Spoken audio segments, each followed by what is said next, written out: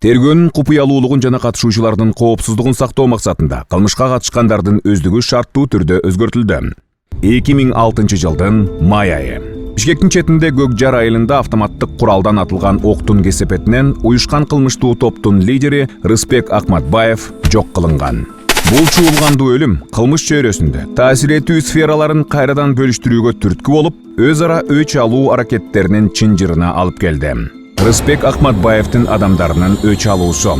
Борбор калаанын Медеров жана Матросов көчөлөрүнүн кесилишинде каза болгон Акматбаевдин тарапташтары Камчы Көлбаевди жок кылуу максатында анын унаасына карата ок атуу менен кол салышкан. Бирок алардын максаты болгон Камчы Көлбаев эмес. Анын жакын келген уюшкан кылмыштуу топтун активдүү мүчөсү Боха Каймана аты бар Жаран алган жаракатынан улам каза болгон. Ошол окуядан кийин Камчы Көлбаевдин өч алууга болгон каалоосу андан дагы өрчүйт. Ал акыркы окуяда кол салгандардын унаасын каршылаш топтун активдүү мүчөсү Азамат Абдыкеев башкарганы Камчы Көлбаевге маалым болгон. Жана ошол замат Азамат Абдыкеевди жок кылуу Көлбаев үчүн башкы максаттарынын бирине айланат. Камчы Көлбаевдин өч алуусу.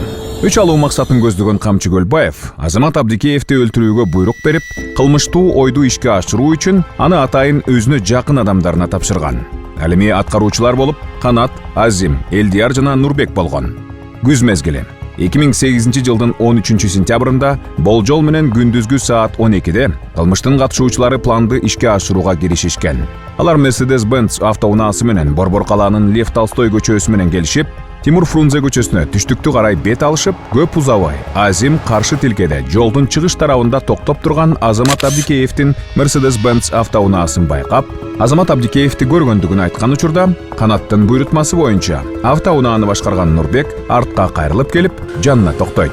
Кылмышкерлер салондо Азамат Абдыкеевден сырткары Бөтөн Таалайбек Таабалдиев аттуу жаран бар экенин көрүшкөн. Бирок анын ал жакта болушу кылмышкерлерди токтото алган эмес. Ошол учурда арткы орундукта отурган Канат терезени түшүрүп, автоматтык ок атуучу куралдан жакын аралыктан Азамат Абдыкеев жана Таалайбек Таабалдиевке карата ок жаадырган. Атылган октордун кесепетинен Азамат Абдыкеевдин көкүрөк тушуна көптөгөн ок тийип, ал эми жай тургун Таалайбек Таабалдиев баш сөөгүнөн ок өтүп, окуя болгон жерден каза табышат.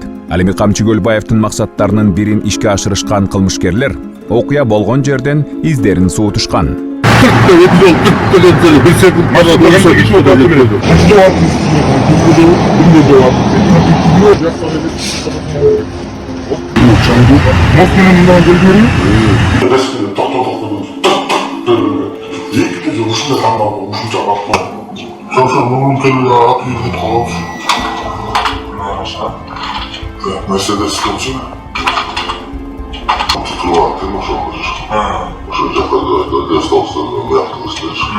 Кыргыз Республикасынын Ички иштер министрлигинин кылмыш иликтөө башкы башкармалыгынын кызматкерлери тарабынан масштабтуу издөө иш-чаралары жүргүзүлүп, 18 жыл мурун болгон кылмыштын бети ачылып, натыйжада бардык негизги айыпталуучулар колго түшүрүлгөн.